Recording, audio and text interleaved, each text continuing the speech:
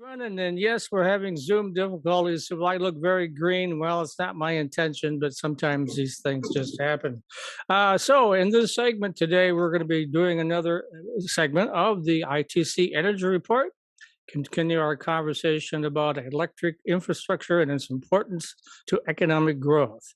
And despite the challenges of the past 2 years, in 2021, Michigan added 396 new franchise businesses and expects to add another 139 in 2022, according to the new report by the Washington, D.C. based International Franchise Association. According to Bloomberg, Michigan's economy has improved the most in its history since the pandemic began 2 years ago. Further, according to Bloomberg, the number of workers employed in Michigan has risen faster than the U.S. overall in the pandemic era. So how do we keep that going? We know that electric infrastructure plays a key role in this growth, and we'll talk more about that today.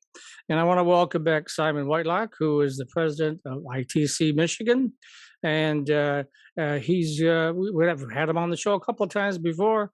But for any of our listeners, would you mind kind of explaining why I always say this to everybody is we know who you are, but a lot of the folks may not know who you are. So go ahead, Simon, take it away.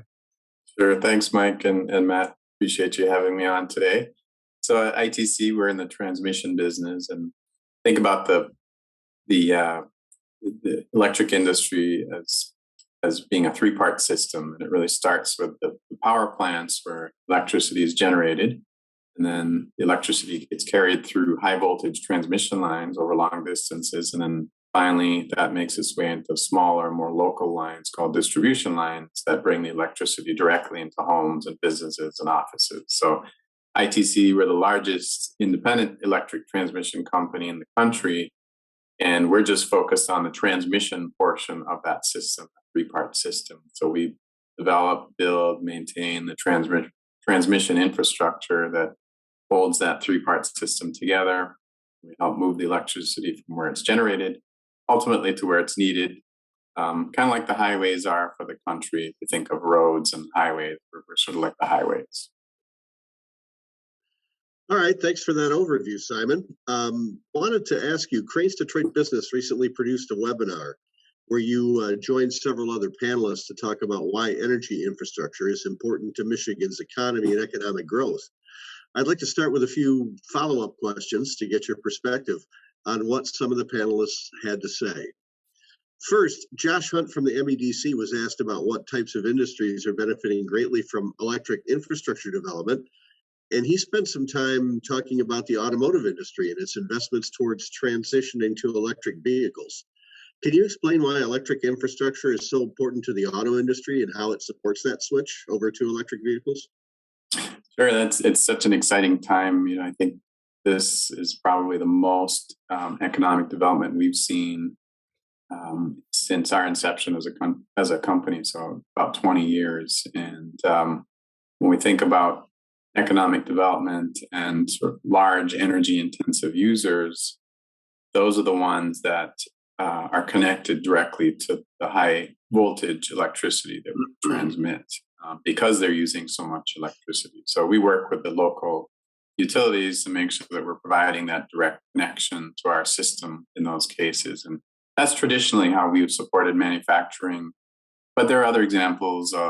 We don't just support manufacturing. We'll support, for example, Ford with its big upgrade to its headquarters facilities in Dearborn. That was another major project, large energy user.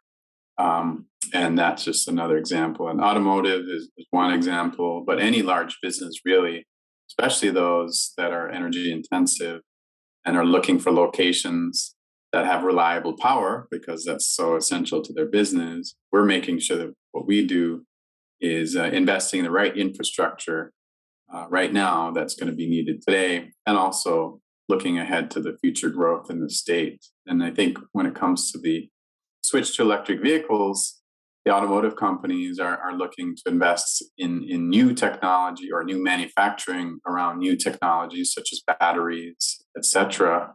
And I think that's driving a lot of the shift in what we're seeing is the new technology is driving the need for new manufacturing. And so it's really an exciting time for us here in Michigan. I'm glad you touched on what businesses are looking for when they choose their locations. Maureen Krause from the Detroit Regional Partnership mentioned that when companies are looking to relocate their businesses, they need their power needs to be met at the speed that matches their business plans. Sometimes that means power solutions are needed quickly. Brian Rich from Consumers Energy then spoke about working towards having what they call energy ready sites, pre-identified areas with energy infrastructure already in place. Can that energy ready philosophy also work with the transmission planning? Well, as Brian said, these site developers, they really need some certainty. And not only that the power remains on, but also the quality of that power is reliable. And because it's so important, it's vital to their production processes. So the energy ready site philosophy is a great one, and hopefully one that we can continue to work on with other utilities, consumers, DTE, and the state to be able to attract some of these large energy intensive industries that are on the hunt right now for new locations. And these businesses, or these types of businesses, have really unique needs. So of course we'd work with them to make sure that we're designing a transmission solution to meet their specific needs, as well as transmission that's going to strengthen the overall grid in the area. Transmission planning is a little bit more involved. It takes years typically for planning and siting and construction. Right now, we're working hard to, along with others in the industry, to make sure that we're really shrinking that planning timeline so that we're ready to meet those needs, because time is really of the essence when you think about these opportunities. So it's from having ready sites to then being able to actually implement whatever the final solution is for the customer at the end of the day. I think time is of the essence, and that's really what we focus on as a company. Matt, you're muted. I know. I will unmute myself. So it sounds like a lot is happening, and even more needs to happen to keep moving Michigan forward. So what's been done so far? What is the state of electric reliability in Michigan at this point? I know we've heard a lot about that in the past. We've done a lot since our inception in 2003 to make sure that the grid here can meet demands of today, properly service the customers that we have, as well as think about the future. So the investments that we've made have really improved reliability. They've lowered electric costs for customers. They've increased economic activity for the stakeholders and communities that we're in. And we've invested about $5 billion here in the Lower Peninsula in these improvements since we started back in 2003. And that's really led to a transformation of the grid that we have here, putting us into the top quartile or top decile when you look at national benchmarking around reliability. So that's a huge plus. That's a huge selling point, especially for industrial customers that are looking to locate here. This is a tremendous strength because, as I mentioned earlier, many of them are served directly from that high voltage transmission system. So the reliability of that system is critically important. As we look ahead to the future, I think today's grid, not only here in Michigan, but across the country, is really designed for the past and the present, not so much for the future, not so much for the major changes that we've seen taking place in the energy landscape. You think about the shift to renewables, electrification that we talked about earlier, not just of vehicles, but of other things, distributed generation, and the weather has definitely had a greater impact. And that's why there's such a major call right now to modernize the grid and really handle this evolution that we're seeing. All right. So, what types of major electric infrastructure development is ITC working on right now in Michigan? And how does that work impact economic growth? Well, first and foremost, we got to take care of what we have today. So, maintaining the reliability that I mentioned, that's a key, making sure that the power flows over the lines to where it's needed so customers can keep operating. And our economy is changing. And as I said, the landscape is changing, and it's changing quickly. We've seen Governor Whitmer signed an executive order committing the state to going carbon neutral by 2050.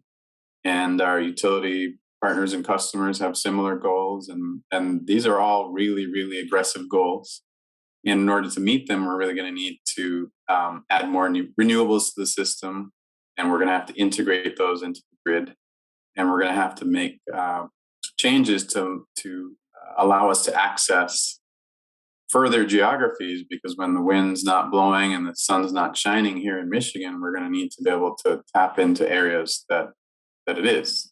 And that could be on the other side of the state, northern part of the state. It could be across state lines. So I think when it comes to making sure that we have enough capacity, that's sort of an additional concept where we have to make sure that we have redundancy and capacity beyond today to deal with tomorrow's needs.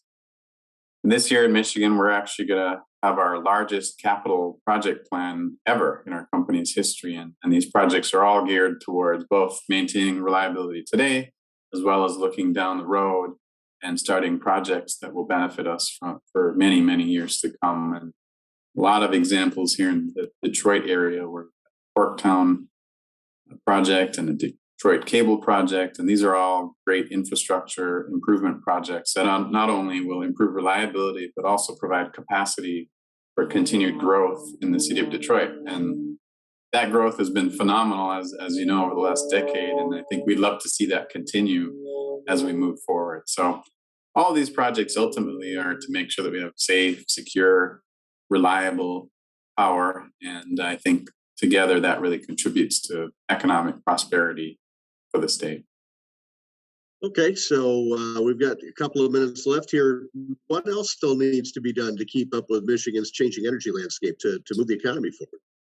Well, I mentioned, the shift to renewables. So connecting renewables is one, and talked about the EVs and the factories producing the EVs and the EV parts. So we're going to need to make sure that we have both the system that can power those factories, as well as the system that can charge the vehicles once they're produced and purchased by customers. And at the end of the day, we really see this as a broad planning effort, because all of these things are sort of happening simultaneously. If you dealt with each one of them on their own, it would be far more costly, far more time consuming to build the transmission system needed. So we're really in the business of thinking holistically and really wanting to collaborate in the planning process. So the good news is there's a lot of planning and collaboration going on right now at the federal and state levels. And that's really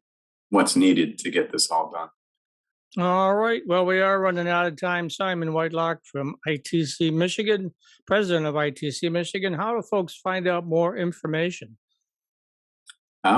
We have a website, ITC-holdings.com.